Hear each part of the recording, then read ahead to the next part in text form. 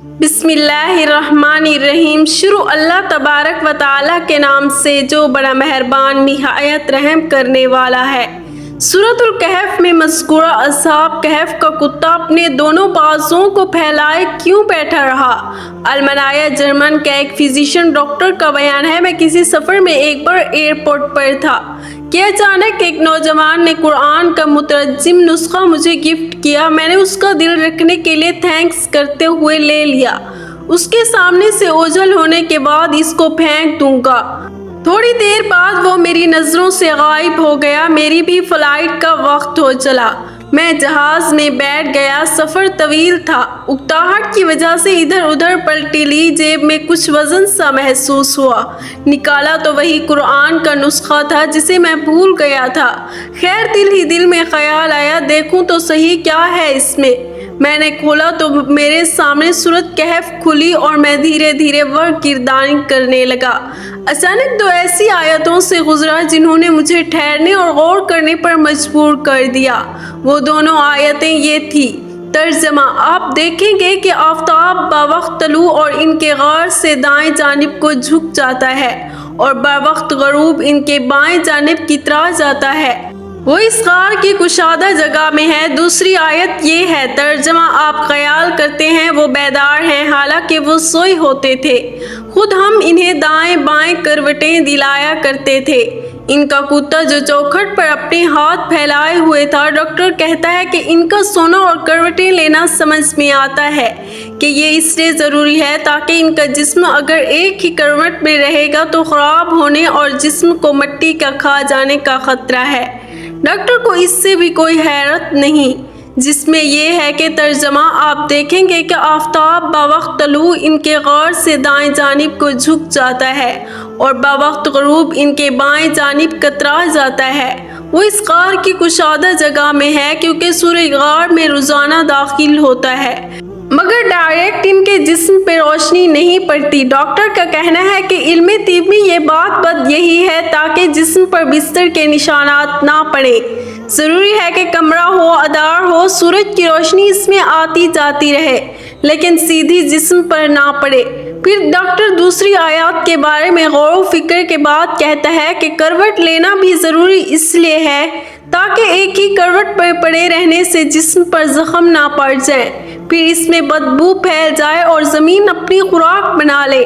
Doctor کہتا ہے کہ اب تک مجھے جس چیز نے سب سے زیادہ حیرت زدہ کیا ہے ان سب کا کتا ہے، جس کے بارے میں آیا ہے کہ اس نے کروٹ نہیں لی بلکہ ویسے ہی اپنے دونوں بازوؤں کو پھیلائے ایک ہی حالت میں تقریباً 309 برس بیٹھا رہا۔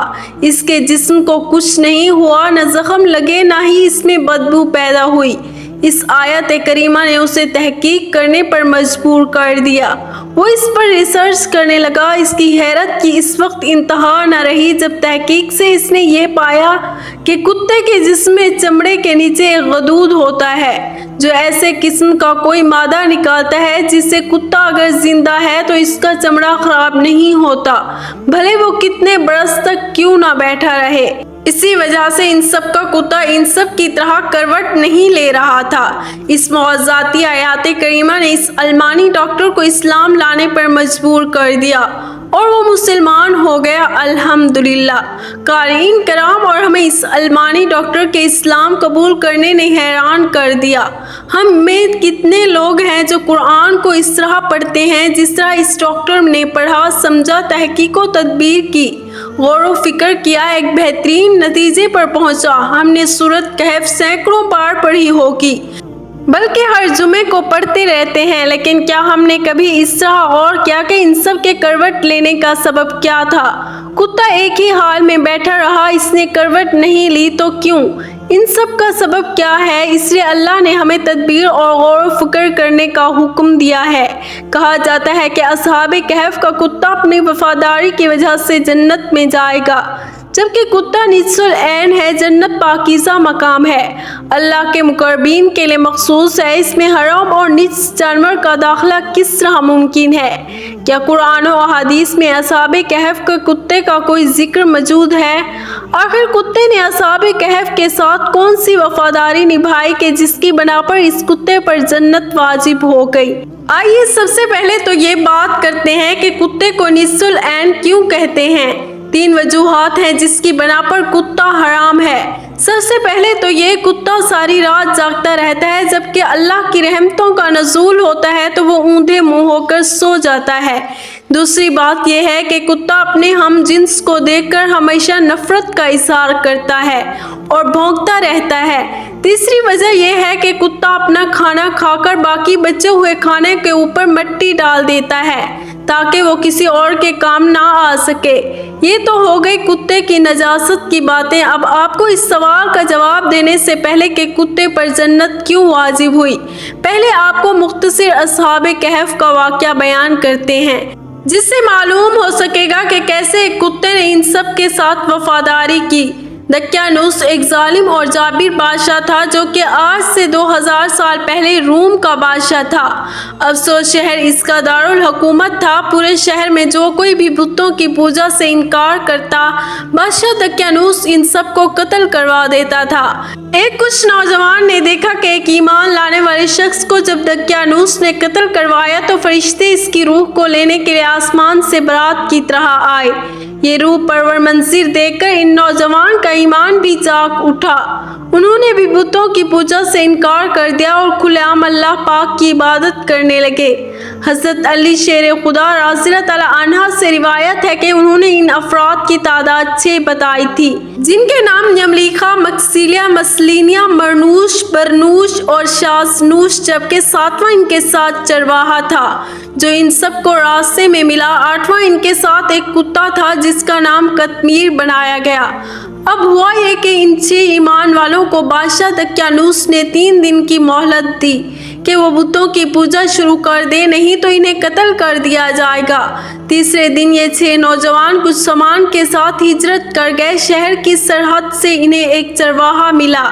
جب انہوں نے چرواہا کو اپنے ایمان کا واقعہ سنایا تو اس کا بھی ایمان جاگ اٹھا، وہ بھی ان کے ساتھ ہو لیا۔ چرواہے نے اپنی بکریوں کو آزاد کر دیا۔ اس کے پاس ایک کتا بھی تھا جس کو وہ لوگ اپنے ساتھ لے گئے۔ شہر افسوس سے تقریباً 6 میل دور ایک غار میں انہوں نے پناہ لی۔ بادشاہ دقیانوس کو جب اس بات کا علم ہوا، وہ اپنے فوجی کو لے کر ان کی تلاش کے لیے نکل پڑا۔ جب وہ بادشاہ اپنی فوج کے ساتھ اس غار کے منہ پر پہنچا جس پر اصحاب کہف نے پناہ لے رکھی تھی، تو بادشاہ نے دیکھا کہ ایک شکاری کتا اپنے اگلے دونوں پاؤں پھیلا کر غار کے دروازے پر بیٹھا ہے۔